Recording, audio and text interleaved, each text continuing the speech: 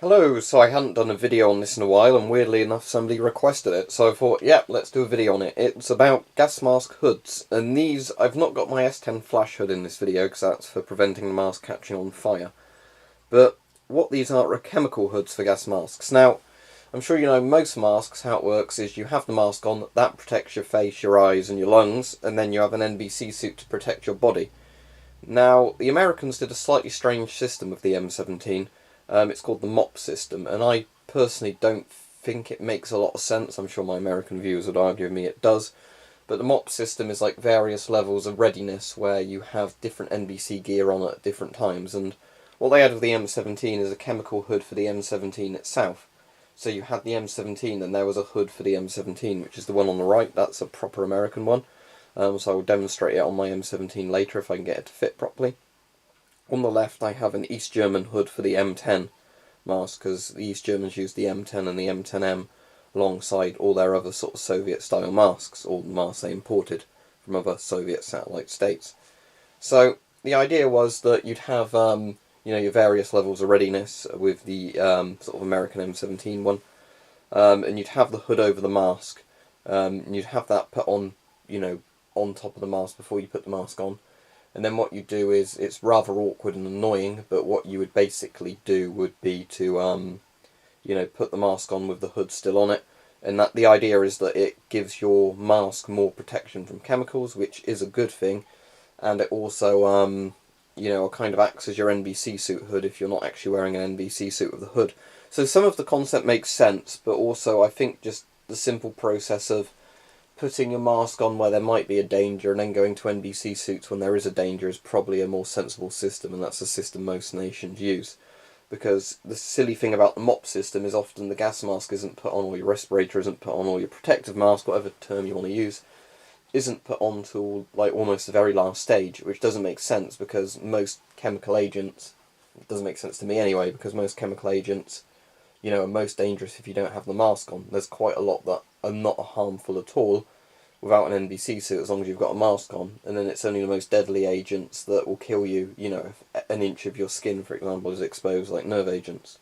So, that system doesn't make much sense to me. But anyway, for comedic purposes, what I'm going to do in a minute is show you what it looks like if I just wear these masks on my face regularly. It'll look like a cross between an executioner's hood and the GIMP hood, I assume. And then what I will do is I will try and see if I can fit them onto the masks, because as you can see they're not the stretchiest, best material in the world. The East German thing I'll try and put on the M10, because the M10M has a bigger sort of exhale valve, voice diaphragm sort of area. I think, because it's got the drinking tube bit on it, I think it's not going to fit very well. But I'm sure it'll fit probably on the M10. And then I'll get the M17 out to show you the M17 hood, because I assume this will fit the M17A2 and not the ABC M17 or the M17 original, which I don't have. But anyway, let's test this out and see what happens. Okay, so first for the East German hood. Now, there is some writing in there that I'll show you, so you can actually see it on the inside. But it's made the exact same sort of rubberised fabric that the NBC suits are made out from East Germany, but it says SBK10, which maybe that's the name for M10, I'm not sure, NVA, and then a serial number, and it was made in 1985. So you can see this is fairly late communist equipment. So anyway, let's get this on then. And obviously, like I said, I'll wear it properly in a minute with the mask, but as you can see, it's some sort of weird hood. So you've got your eye bits there, your mouth bit obviously, and then you've got the bits for the filter intakes. So let's get this one off and go to the American mask. But if I hold it up like that, you can see it a bit better. Also, worryingly, looks a bit like a Klansman hood to an extent, doesn't it? I suppose if it was a bit pointier at the top it would.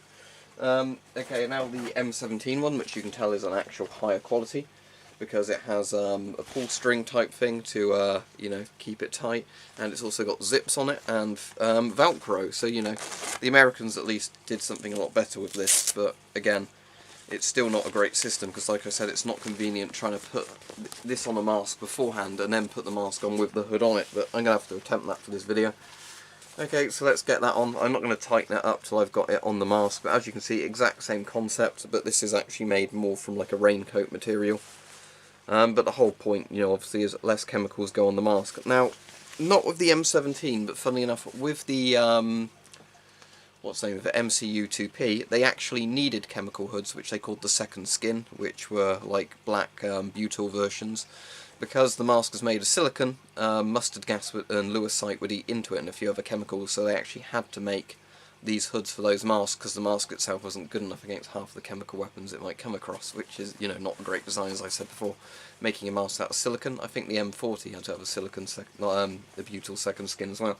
So anyway, that's the hoods themselves. So now let me get the masks out. We'll try and do the M10 first. I'll tell you what, if this fits on the M10, I'll just leave it at that, because my M17 is a bit further buried in a cupboard. But, you know, we'll see what happens. But in theory, the M10 should be similar enough to an M17 that it should work. So, well, anyway, we'll cross that bridge when we come to it. So, here's this mask. As you know, not a big fan of the M10. Because I'm not a big fan of cheek filter masks, and this one was one of the most awkward I've ever had to put filters in. But the mask itself in quality isn't bad. It's just the stupid cheek filter design. Now, actually, this probably won't work with it around my neck, will it? So I'll try and do this on camera. If not, I'll cut to it being on. But what I need to do is obviously get the mask into the hood.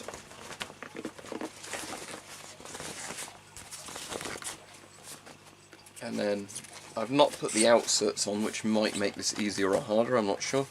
Then sort of pull the bits through so they go where they need to go. But you can see it's starting to take shape now. So, like I said, I might probably just cut the video in a second and do it when I've got the thing on. Save embarrassment and save your time, which I'm sure is very precious. Well, there we go, I'm starting, because this rubber does have a bit of stretch to it, it is going over a bit. Right, you can see that's one eyepiece done, so you can see sort of what it's going to look like. Sorry, the annoying thing about this as well is it's quite hard to actually hold it up to the camera and do the bits in frame as well. But you can see basically what I'm having to do is just this to get that over there like that. There we go, that's that one done. I'll just see if this goes around the mouthpiece anymore, because that has that sort of shape to the exhale valve system. I'm not sure if it's meant to go all the way down and over, or if this would suffice. It's cutting my hands up though doing this, because bloody cheek filter masks. Now I'll just try and get it stretched around the valves now, because I'm sure this is probably how they intended it to work. And again, I'm sure the hood is in like a one size fits all, so if you have most of the sizes of the mask, it's not going to be a perfect fit.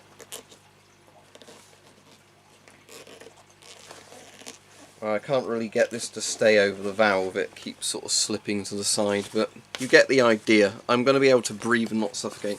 I'll just cut the camera, see if I can get it a little bit better, then we'll cut back. No, this is the best I can get it, but you can actually see what this is meant to be. Now for the really stupid part of having to try and get the straps on your head and everything with the mask as it is. So let's do that strap first, so that's done. Okay, now, can I roll the back of the hood up and over and then roll that back down without getting it off the rest of the mask? Because if I can, that would be the easiest thing to do. I sort of can, so yeah, what I need to do now is try and get the head harness out. Now hopefully this is fully undone. I don't think it is, so great. Let me just pull this through if it will want to move. Come on. That strap's undone now. Right, let's just attempt this. So again, if you're claustrophobic, I wouldn't recommend these hoods at all.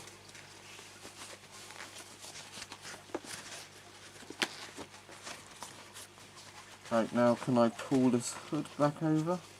Because I think the mask's on my head. Like I said, I think, not too certain.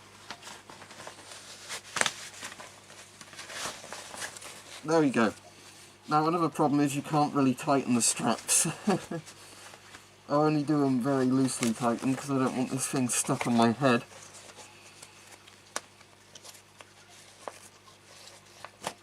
Oh, there we go, so that's the system. So you've got this sort of cowl on your head there, then you've got the mask. So, as I said, not a great system. The American hood is certainly better. This kind of has a cool look to it, but you know, it's a bit of a strange system. So let's just use the M17. Let's see if I can get this off with the mask on. Probably not. Might be a bad idea, I might trap myself. Anyway, let me get this off my head and then we'll try the other hood. Good news is it pulls off a lot easier. Once you've ripped the mask off of your head, you literally just pull this off and it, you know, just comes off because it's under tension to stay on. So, there's that. So, let's see if the American hood will fit this mask just for convenience sake, because I'd rather not, you know, dig out my M17 unless I have to. Because, you know, all the communist sort of clones of cheek filter masks were essentially clones, they should be close enough to, you know, the actual American masks that these fit. Although I think the eyepiece bits on these aren't as big, the actual M17's eyepieces, so that might cause a problem. Because yeah, see, if you see this, the actual eyepiece bits don't really stretch. So the M17's eyepiece things are made for a mask with a different size. Right, I'll try and get my actual M17 out and then we'll see what it looks like. Okay, so I got out the proper M17, and yes, I do think the eyepieces are smaller, and I immediately can feel that the rubber is a much better quality on the M17. So I'm just going to try and release these straps to, you know, I have to say the problem with the M17 straps is they're not too efficient to pull through. Tell you what, the that Chinese mask I had the exact same strap system as an M17. I only just realised that. The you know, one that's the M64 or whatever it is, the one that goes by several names. Right, so I just want to fully loosen the straps first, just because I know it's going to be a pain to actually, you know, do the hood without loose straps. Again, in a chemical warfare scenario, you really don't want systems like this, but oh well, America did come up with it. So at least as far as I'm aware of the Avon M50s America uses now, they do just work with an NBC suit and don't require extra hoods on them. And if they did have an extra hood, I'm sure it's just like the flash hoods that the S10 had, which is, you know, if you were breaching or throwing flashbangs or something, it's so there's less chance the mask sets on fire. It's like, you know, if you see the naval gunners, the masks they have that don't go over the top of respirators, the entire purpose of them is just so it's harder for you to catch on fire, which is always a good thing, unless you're into it, I guess, like some people must be. Right, let me pull this through. There we go, right. That's the M17 fully loosened. You can see the straps are actually really loose. Okay, so now let's get this chemical hood, and everything's undone, which is what I want. Again, apologies that most of this is going to be off camera. No way I can really do this on camera, and I don't care for your complaints when you're annoyed that I didn't show everything on camera that I can possibly show on camera. Right, let's get the mouth bit on first if I can. I have to be careful because the exhale valve's underneath there, and I don't want to obviously block that with the mask on. I'm just making sure the drawstring doesn't affect the tightness of the internal bits, but I don't think it does. I don't think there's any way of tightening or loosening those.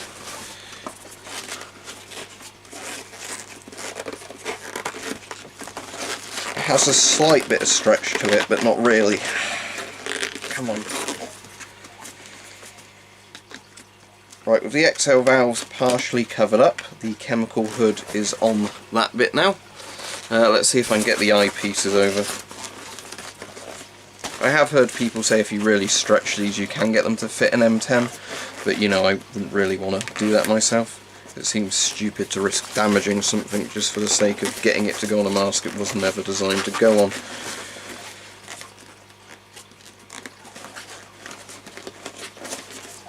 No, I'm not actually going to be able to stretch this properly over, which doesn't really surprise me in a way, because, you know, stupid stuff like this that should never have been designed like this. But okay, so this eyepiece is sort of going over. Again, I don't have the outserts on the M17, so whether or not that affects it too much, I don't know. I'd have thought it'd be easier to get them on without outserts. Right, that's one over, but this one, as you can see, isn't quite on right. There's only one way this hood can go, so it's not like I've actually got the hood round the wrong way or anything like that.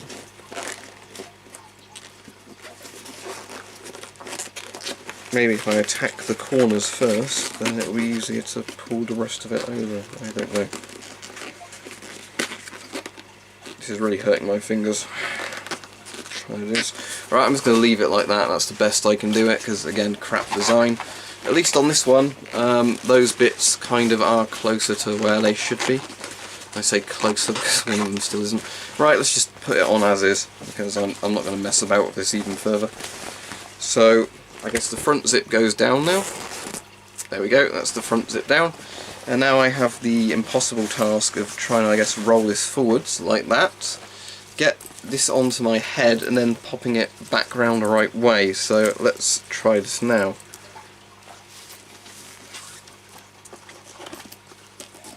Right, I'm going to have to assume, because I can't see that the mask is on my face properly. Again, I don't want to strap this up too tight in case this goes horribly wrong.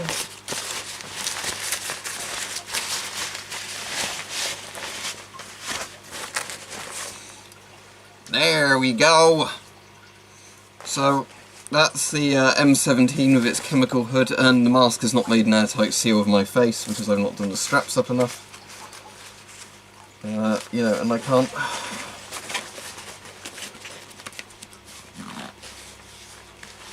I'll tell you what this smells like. Not that I can smell it with the mask on now, but before I had the mask on.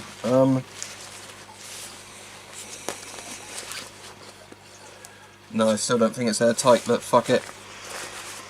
The smell of it reminds me of a tent, and the material reminds me of a tent. So imagine you're putting a tent on your gas mask. But there you go, that's the M17's chemical hood. These are quite famous from being seen in the Gulf War by US troops wearing them then. And yeah, I'd say it's actually a fairly good thing for what it is. Sort of. As said, it's a silly design.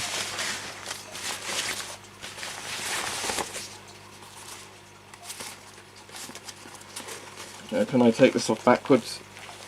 No. Right. To get this eyepiece off now. See, it doesn't want to go on and then it doesn't want to come off, which is, you know, great in terms of quality. Alright, there we go. But yeah, that's it inside out, if you were wondering what it looked like on the other side. A bit more like the Czech one on the other side, to be honest. But yeah, like I said, these are kind of an interesting thing in concept, but they're not brilliant. Really, they should have made it a lot more elasticated, I think, around here, so it would be easier to take them on and off. But yeah, the concept itself is a good idea, it's just poorly thought out and executed. These are quite famous things, I think they look cool. In some ways I actually think, weirdly enough, even though this looks much better quality, the East German one is better, simply for the reason that when you are trying to put it on the mask, these bits stretch a bit more, which makes it easier to put on. Whether or not, and this is going to probably make the video really long if I bother trying to do this on the video, I'm just wondering, does the East German hood fit on the M17 better than the official American one? Let's find out. So first I have to get this mask into the actual hood itself. Right, this seems like it's going in roughly the right area. Right, so let's do the big voice cowl bit first, like the mouth opening, which again was designed for the M10, wasn't it, which was smaller in the mouth area. So there's probably not going to be any of these that fit onto any of these masks perfectly. Oh, I've just knocked my bloody intake valve off a stupid cheek filter mask like the M17. Well done me. It's going on the floor because fuck it, it's staying off for now.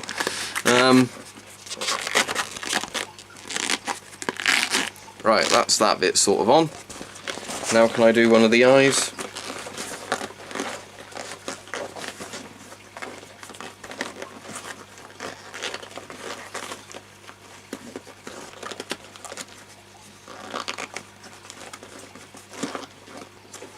Yeah, that's one of the eyes done. Can I do the other eye?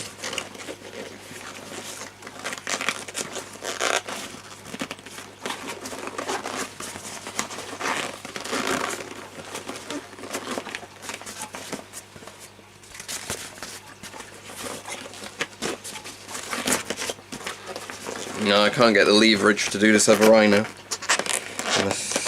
Oh, it might be going now. Come on. There we go.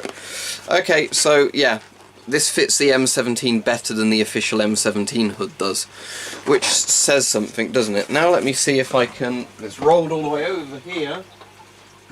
Across the room.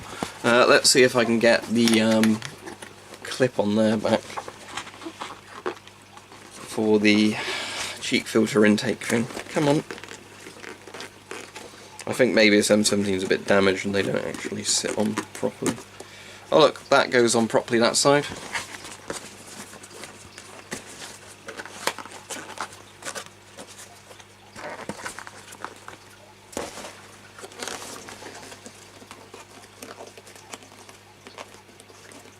Right, and there's that one. Okay, so stupidly we found out that the East German hood fits an M17 despite actually being made for an M17 clone, which isn't the exact proportions of an M17. It fits the M17 better than the real M17 hood. Wow, thank you. Okay, so let me see now if I can roll this top bit up, the elastic bit. Because what I want to do is now get the mask back through here, so I can get all the straps on properly. So let's try that. So ideally I want this to go airtight, because it's not going to suffocate me because it's all sealed my face properly. Right.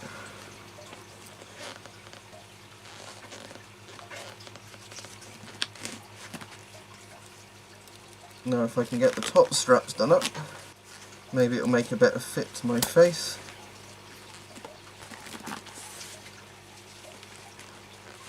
Because normally this fits me alright, but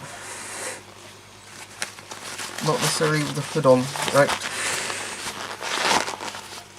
Where's the back of this hood?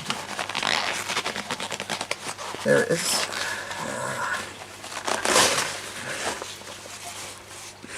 Oh, the mask's airtight and pressurised now. There we go. So, the stupid thing we have learnt from this video is that if you want a hood for the M17, the Warsaw PACT lower quality copies fit the M17 better than the real M17 hoods do, because they're slightly more elasticated around the bits you need to stretch them over. So yeah, as you can see, I'll just spin around for you. That is a perfect fit. So okay, that is stupid, but there we go. So I hope you found this video interesting. My fingers are slightly probably cut up and a bit, you know, as you might be able to see. But there you go. The logic is that for whatever reason, there's some faded writing on the back of that M17 hood I can't read. But for whatever reason, the East German, and I guess the Czech and the Polish variants they made of these, fit the masks better than the proper American ones do. So, yeah, don't know what to say really on that, but there you go.